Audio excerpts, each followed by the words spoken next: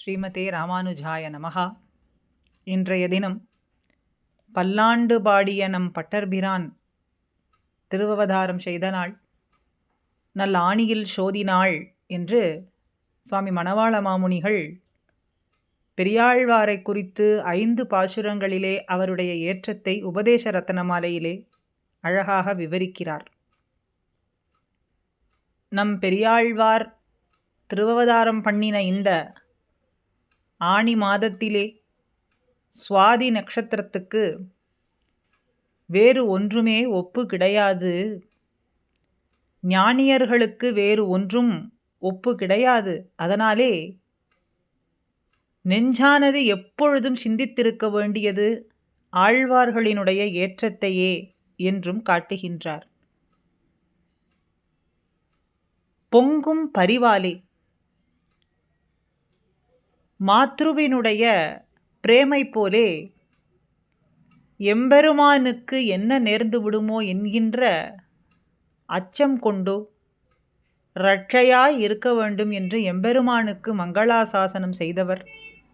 மற்ற ஆழ்வார்களினுடைய பிரேமையை காட்டிலும் அதீதமான பிரேமையாலே, பொங்கும் பரிவாலே வில்லிபுத்தூர் பட்டர்பிரான் என்கின்ற ஆழ்வார் பெரிய ஆழ்வார் என்று பெயர் பெற்றார்.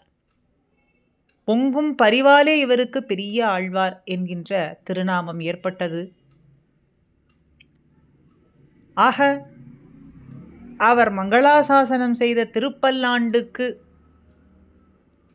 ஒரு ஒப்பிட்டு சொல்லலாம்படியான வேறு ஒரு கிரந்தம் உள்ளதான்னா வேறு ஒரு கலையே கிடையாது. சரி, பெரியாழ்வாருக்குத்தான் ஒப்புன்னு ஒருவர் உண்டான்னா அவரும் கிடையாது. அதனாலே இப்படி தோய்ந்த தமிழ் சொற்களாலே வேதத்துக்கு சாரமான இந்த திருப்பல்லாண்டை மற்றைய பிரபந்தங்களுக்கு சாரமாய் விளங்கக்கூடிய இந்த திருப்பல்லாண்டை எப்பொழுதும் நீ உணர்ந்து கொண்டே இருக்க வேண்டும் நெஞ்சே என்றும், அந்த ஆழ்வார்களையும் நீ எப்பொழுதும் துதித்திருக்க வேண்டும் என்றும் மணவாள மாமுனிகள் காட்டிக் கொடுக்கிறார். ராமானுஷ நூற்றந்தாதியிலே இவரை போற்றி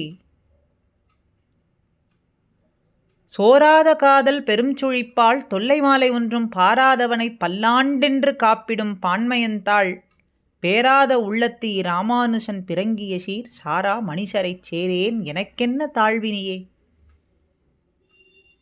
எப்பொழுதும் பல்லாண்டென்று காப்பிடும் பான்மையந்தாள், பல்லாண்டு பாடக்கூடிய பெரியாழ்வார் திருவடிகளை நினைத்திருக்கக்கூடியவர், அதுபோல பல்லாண்டு பாடக்கூடிய அடியார்கள், அந்த மகானுபாவர்களை நினைத்திருக்கக்கூடிய ராமானுஷர், அவரை சேர்ந்தபின் எனக்கென்ன தாழ்வு, இனி வேறு ஒரு தாழ்வுமே கிடையாது என்று கொண்டாடுகின்றார். ஸ்ரீமன் நாராயணனானவனே பரம்பொருள் என்று நிலைநாட்டின, பரத்வ நிர்ணயம் செய்ததனாலே பட்டர்பிரானும் விஷ்ணு சித்தரான ஆழ்வாருக்கு திருநாமம் கிடைத்தது. பட்டர்பிரான் சொன்ன சொல் என்றும் புதுவயர்கோன் பட்டநாதன்னும் இவர் தன்னைத்தானே சொல்லிக் கொள்கிறார். யசோதா பாவனையிலே ஒன்று விடாமல் அனுபவிக்கிறதுனாலே போகத்தில் வழுவாத புதுவயர்கோன்னும் தான் பெற்றெடுத்த பெண்பிள்ளையான ஆண்டாளும் புகழ் பெற்றார். திருவரங்கநாதனுக்கு ஆண்டாளை கொடுத்ததனாலே ரங்கநாத ஸ்வசுரவத்தியம், ரங்கநாதனுக்கு மாமனாரானவர்னு இவருடைய ஏற்றத்தை சொல்லிக்கொண்டே செல்லலாம். இதுபோலே ஆனி சுவாதியிலே அவதரித்த ஆச்சாரியர்களுலே ஒருவர் வடக்கு திருவீதி பிள்ளை. இவர் அவதரித்த ஸ்தலம் திருவரங்கம். இவருக்கு திருநாமம் ஸ்ரீகிருஷ்ணர்னு.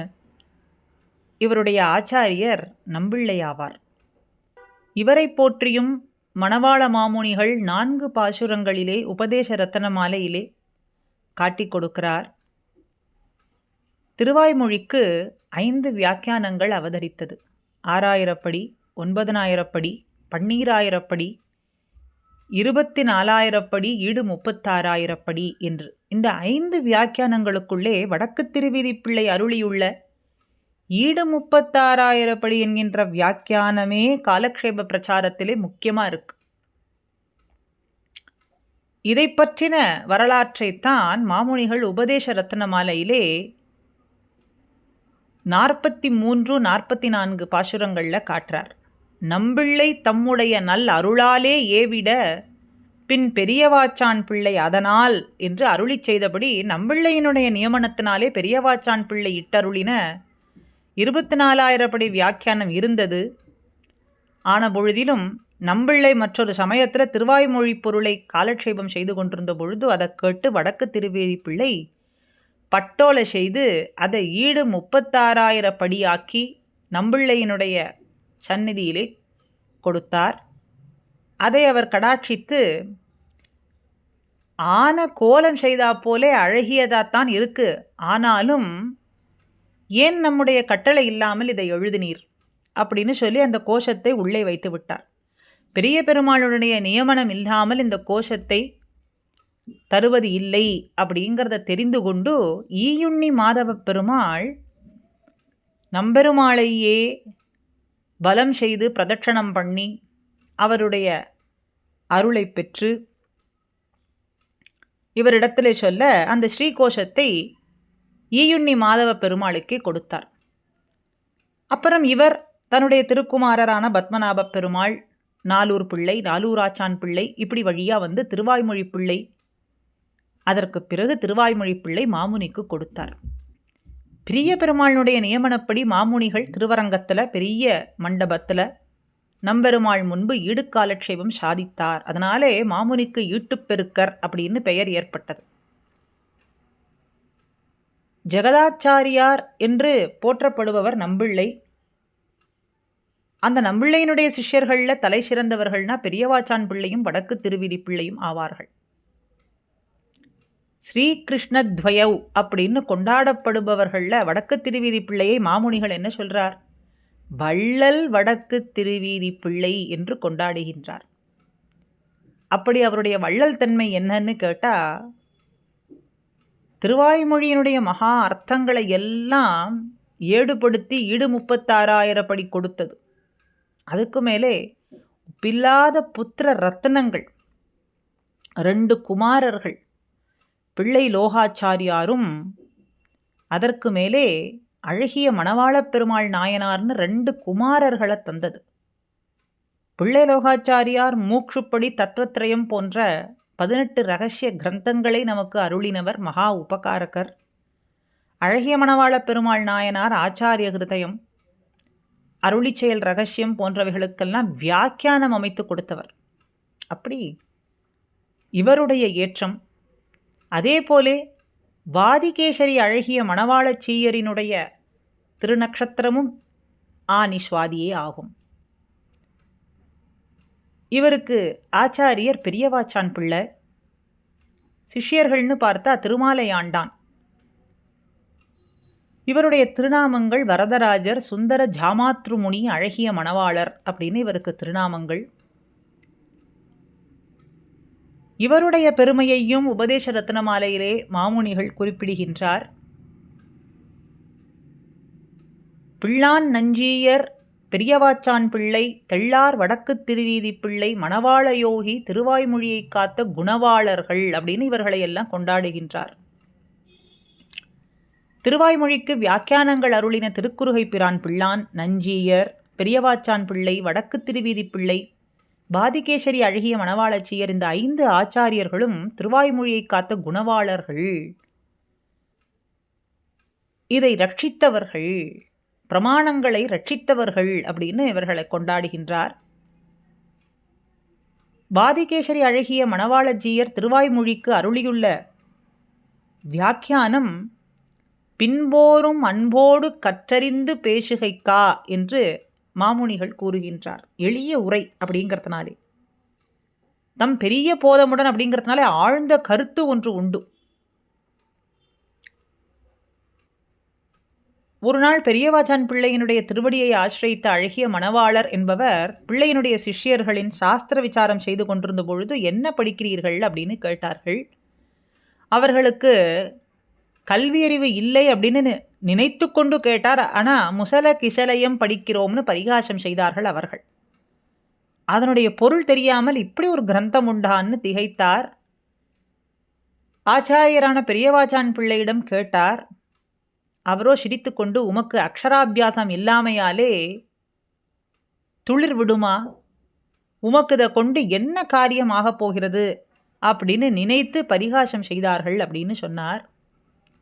அவர் மிகவும் அப்படியே வெட்கி போய் திருவடிகளில் விழுந்து பிள்ளையினிடத்தில் அடியேனை வித்வானாக்கும்படி கடாட்சிக்க வேண்டும் அப்படின்னு கண்ணீர் மல்க பிரார்த்தித்தார். அவரும் கடாட்சம் பண்ணி அக்ஷராபியாசம் தொடங்கி எல்லாம் அவருக்கு சகல சாஸ்திரங்களையும் கற்றுக் கொடுத்து பெரிய வித்வானாக்கினார். பிள்ளையினுடைய கடாட்சத்தாலே வித்வான்களிலே தலை சிறந்தவராய் முசல கிசலயம்ங்கிற ஒரு காவியமே இவர் தயாரித்து பரிகாசம் பண்ண வித்வான்களிடத்திலேயே காட்டினார். அழகிய மணவாளர் இவர் மிகவும் விரக்தர்.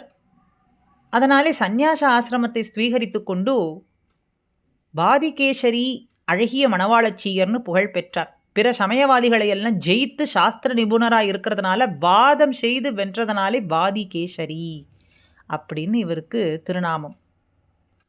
அப்படி இவருடைய ஏற்றம். ஆக ஆழ்வார்களிலே பெரியாழ்வாரும் ஆச்சாரியர்களிலே வடக்கு திருவீதி பிள்ளையும் வாதிகேசரி அழகிய மணவாளச்சீயரினுடைய திருவவதார திருநக்ஷத்திரம் இன்று அவர்களுடைய திருவடிகளிலே பணிந்து நமக்கும் அவர்கள் கொண்ட பக்தியிலே சிறிதளவாவது பக்தி ஏற்பட வேண்டும் என்று பிரார்த்திப்போமாக.